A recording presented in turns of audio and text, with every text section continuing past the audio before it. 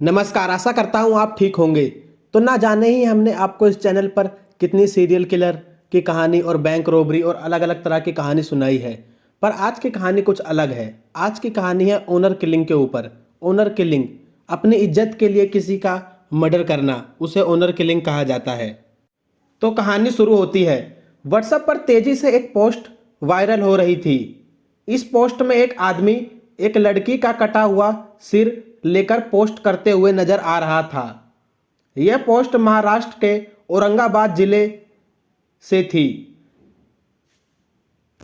इस बहुत ही भयानक और दिल दहला देने वाली पोस्ट के बारे में महाराष्ट्र पुलिस को भी पता चलता है।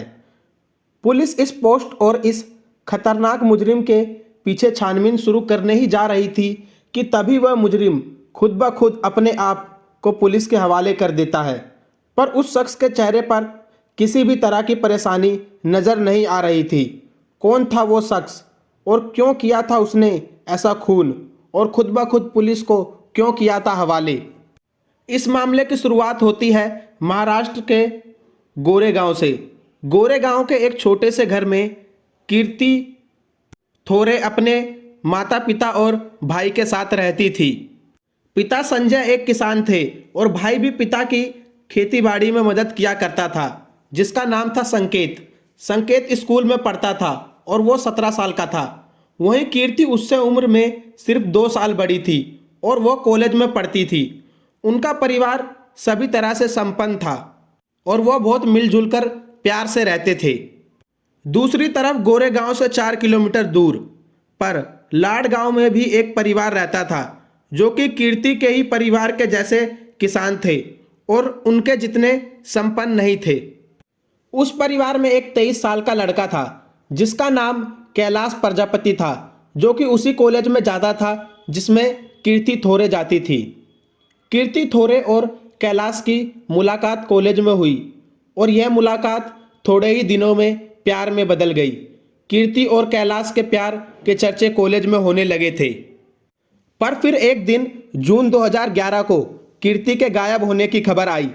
कीर्ति के पिता संजय और कीर्ति का परिवार कीर्ति के इस अचानक गुम हो जाने से काफ़ी परेशान था। संजय थोरे अपनी बेटी की लापता होने की एफआईआर पुलिस थाने में दर्ज करा देते हैं। संजय थोरे के परिवार वालों को काफ़ी चिंता थी कि उनकी बेटी को किसने अगवा कर लिया और वो इस वक्त कहाँ होगी। कीर्ति के मिलने का कोई भी सुराग नहीं मिल रहा था और 7 दिन बीत चुके थे। अचानक 7 दिन बाद कीर्ति के परिवार को खबर मिलती है कि कीर्ति मिल गई है और वो पुलिस स्टेशन में है।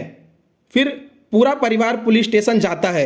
वहां जाने के बाद उन्हें अलग ही बात पता चलती है कि कीर्ति कहीं गुम या किडनैप नहीं हुई थी, बल्कि वह खुद घर से भागी थी और घर से भागकर उसने कैलाश प्रजापति के साथ शादी कर ली थी।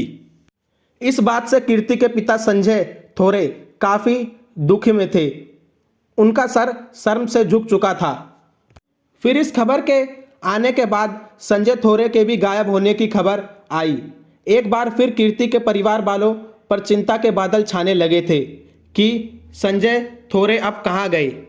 अब कीर्ति के बाद पुलिस संजय थोरे की तलाश शुरू कर देती है, पर संजय थोरे का कुछ भी पता नहीं चला। कुछ दिनों के बाद संजय थोरे की खबर आई कि वो घर पर लौट आए थे। पता चला कि वो बेटी के घर से भागने और शादी करने को लेकर काफ़ी दुखी थे और शर्मिंदा होने के कारण घर से भाग गए थे। वो लोगों और समाज के ताने सुनना नहीं चाहते थे, इसलिए उनसे बचने के लिए वे घर से भाग गए थे। और जब उन्हें लगा कि यह मामला ठंडा हो चुका है तो वो वापस लौट आए थे। संजय थोरे के परिवार को इस घटना के बाद समाज के कई ताने सुनने पड़े। वहीं दूसरी तरफ कीर्ति और कलेश अपनी जिंदगी नई शुरुआत के सफ़र के सपने देख रहे थे। कीर्ति के परिवार के ही तरह कैलाश के परिवार भी उनके भागकर शादी करने से काफ़ी नाराज़ था। पर कुछ दिन बाद कैलाश को अपने घर वालों का फ़ोन आता है। फ़ोन पर कैलाश के घर वाले उसे कहते हैं कि उन्होंने कैलाश और कीर्ति को माफ़ कर दिया है और कीर्ति और कैलाश को अपनाने के लिए तैयार है। दोनों ये बात सुनकर बहुत खुश हुए, क्योंकि वो अब खुशी खुशी सबके साथ रह सकते थे। कीर्ति और कैलाश काफ़ी खुश थे और उनकी खुशी और बढ़ जाती है जब कीर्ति के प्रेग्नेंट होने की खबर आती है। कीर्ति मां बनने वाली थी, पर कीर्ति को अब भी अपने परिवार की कमी महसूस हो रही थी, क्योंकि उसके माँ बाप ने उसे अभी भी माफ नहीं किया था। पर तभी एक दिन कीर्ति के घर उसकी मां मिलने आती है। कीर्ति अपने मां के आने से काफी खुश थी, पर कैलाश के परिवार कीर्ति की मां का आना खटक रहा था, क्योंकि अचानक से कीर्ति की मां उससे मिलने क्यों आई है, जबकि वह इस रिश्ते से सख्त खिलाफ थी। कीर्ति की मां कीर्ति से मिलकर काफी खुश नजर आ रही थी और कीर्ति से उसके पिता को मनाने की भी बात कर रही थी। कीर्ति की मां जाते जाते फूट फूट कर रोने लगी, जैसा कि मानो वह कीर्ति को विदा कर रही हो। कीर्ति भी अपनी मां को जाते हुए देखकर बहुत ज्यादा रो रही थी, जिसे कैलाश और उसके परिवार वाले भी देख रहे थे। 10 दिन बाद 6 दिसंबर 2021 की सुबह कीर्ति के घर कीर्ति की मां और उसका भाई संकेत घर आते हैं। कीर्ति उस समय अपने खेत में काम कर रही थी। अपनी मां और भाई को देखकर कीर्ति का खुशी का कोई ठिकाना ना रहा। वह दौड़ती हुई अपनी मां और भाई से मिलने गई। कैलाश का परिवार भी उस समय खेतों में काम कर रहा था, पर कैलाश की तबीयत खराब थी तो वह घर पर ही आराम कर रहा था। कीर्ति अपनी मां और संकेत को घर के दूसरे कमरे में बिठा देती है और खुद उनके लिए किचन में चाय बनाने लग जाती है। कीर्ति की मां और भाई भी उसके पास किचन में उससे बात करने पहुंचते हैं। तभी एकदम से एक तेज आवाज आती है, जिसे सुनकर कैलाश अंदर वाले कमरे से किचन में आता है और जो मंजर वो देखता है उससे उसकी भी हालत खराब हो जाती है।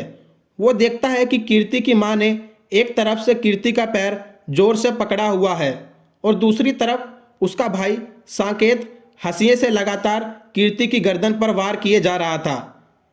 कैलाश यह सब देखकर घबरा गया। उसने संकेत को रोकने की कोशिश की, पर वह संकेत पर मानो भूत सवार था और कैलाश को देखकर उसने कैलाश पर भी वार करने की कोशिश की, पर कैलाश वहां से भागने में कामयाब हुआ। कुछ देर बाद संकेत अपनी बहन कृति का सिर लेकर घर से बाहर निकला। उसने अपनी बहन के कटे सिर के साथ फोटो भी ली। इसके बाद वो दोनों बाइक पर सवार होके वहां से चले गए। इस घटना के बाद पुलिस को फोन किया गया। पुलिस इस घटना की छानबीन करने आती है और कैलाश से उसका बयान लिया जाता है। कैलाश इस घटना के बाद काफी सहम गया था। आखिर कोई मां अपनी ही बेटी का कत्ल कैसे कर सकती है। वहीं दूसरी ओर संकेत का अपनी बहन के कटे सिर का फोटो व्हाट्सएप पर वायरल हुए जा रहा था। आरोपी संकेत और उसकी मां दोनों पुलिस की गिरफ्त में थे। यह मामला था ऑनर किलिंग का। ऑनर किलिंग यानी अपनी प्रतिष्ठा और गर्व के लिए किसी का खून करना। गवर्नमेंट की रिपोर्ट के मुताबिक 2017 से 2019 तक 147 ऑनर किलिंग के मामले दर्ज हुए थे। इसके बाद मां और बेटे को अदालत में पेश किया जाता है और यह केस अब भी कोर्ट में चल रहा है। तो आज की कहानी में बस इतना ही। आज की कहानी आपको कैसी लगी कमेंट में बताइएगा ज़रूर और लाइक भी करिएगा। और इसी तरह रोचक कहानी सुनने के लिए हमारे इल्यूमिनाटी चैनल को सब्सक्राइब करिएगा। धन्यवाद।